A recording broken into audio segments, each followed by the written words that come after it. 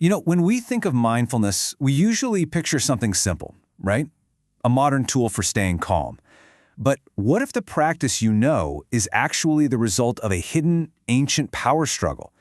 That's what we're digging into today, a story that goes back thousands of years. All right, so let's jump right in. We're constantly told that mindfulness is this one simple thing. But what if it's not? What if it's really the final chapter in a fierce debate that's been raging for 2,500 years? That's the journey we're on today, a kind of historical investigation to peel back all the layers and find the original blueprint.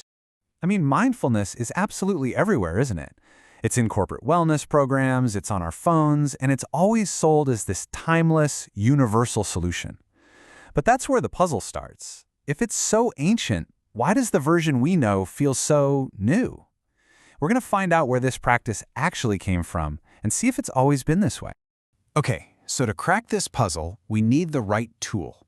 And our source material gives us one. It's called the General Integrated Sutta Theory, or GIST for short. Now just think of it like textual archaeology. It's a way for us to dig through centuries of edits and additions to find the oldest, most original layers of the teachings. All right, let's grab our shovels and start digging. Using this GIST method, we're on the hunt for that foundational layer. The original blueprint for mindfulness before all the debates and new interpretations started to change things. So this GIST method is pretty cool. It sorts all the early texts into 3 distinct layers, kind of like geological strata. The deepest, oldest layer is the Vinaya. That's the code of conduct. Then you get the Samyutta, which are the core teachings. And on top, you have the later stuff, the Abhidhamma, which is more philosophical. And here's the key. By seeing what shows up in those oldest layers, and just as importantly, what doesn't, we can start to piece together what the original practice actually looked like. And right away, we find something huge, a major discovery. In this original blueprint, mindfulness, it wasn't a standalone practice for dealing with your inbox or traffic. Not at all. It was one crucial step in a much bigger process, and its whole purpose was to lead directly to something called right samadhi, a state of incredibly deep, powerful concentration. So think of it less like the end goal and more like the launching pad for a really profound meditative state. Okay, so if that was the original model, where did things go off track? Or did they go off track? Well, after the Buddha's time, the community got bigger, and with more people come more opinions. Different groups started interpreting the teachings in their own unique ways, and that's when the first big disagreement started to bubble up, and the story of mindfulness began to change for good. And the first major split, it came down to a huge question. What does it actually mean to be enlightened? You had one school, the more traditional Theravada, who said, an arahant, an enlightened person, is basically perfect, flawless. But then a new group, the Mahasankhika, came along and said, hold on, even an arahant can have weaknesses. And look, this was not some small academic debate.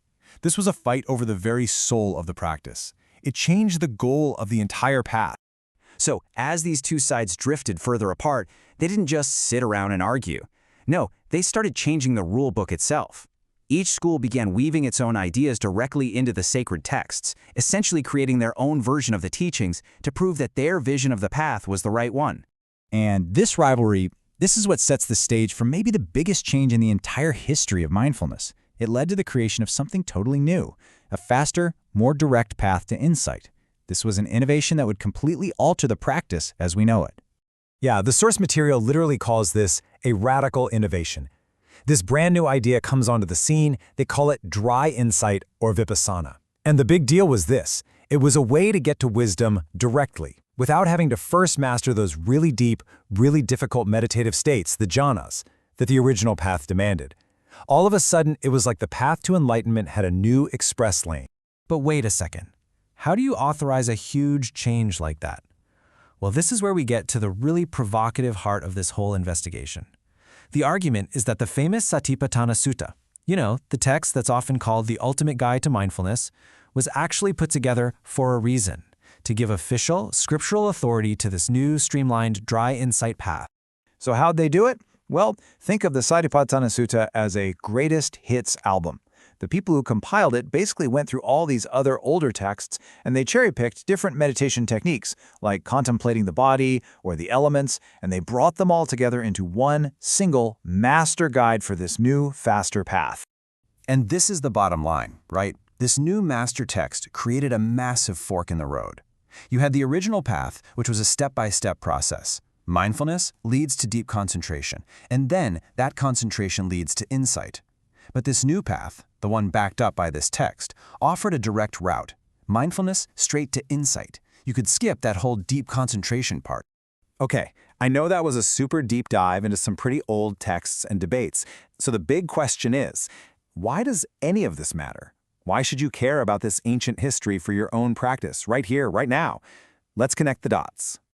There's this beautiful quote from one of the early texts that I think just brings it all home. It says, "Protecting oneself, one protects others.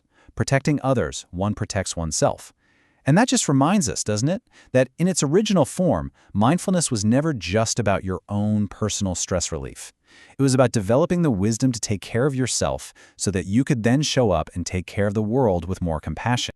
So after all that, what are the big takeaways? Well, first off, mindfulness isn't just one thing. It's got this incredibly diverse and honestly contested history. Second, the earliest version we can find was completely integrated with ethics and deep concentration. It wasn't separate. Third, the practice you and I know today is the product of centuries of debate and change. And finally, and this is really important, knowing all this doesn't take away from the practice. If anything, it makes it richer. It helps us appreciate all the different forms it can take. And that really brings us to the final and maybe most important question. Now that you know this hidden history, now that you know there isn't just one single path, but many different ones, it kind of makes you stop and think, right? What does mindfulness really mean to you?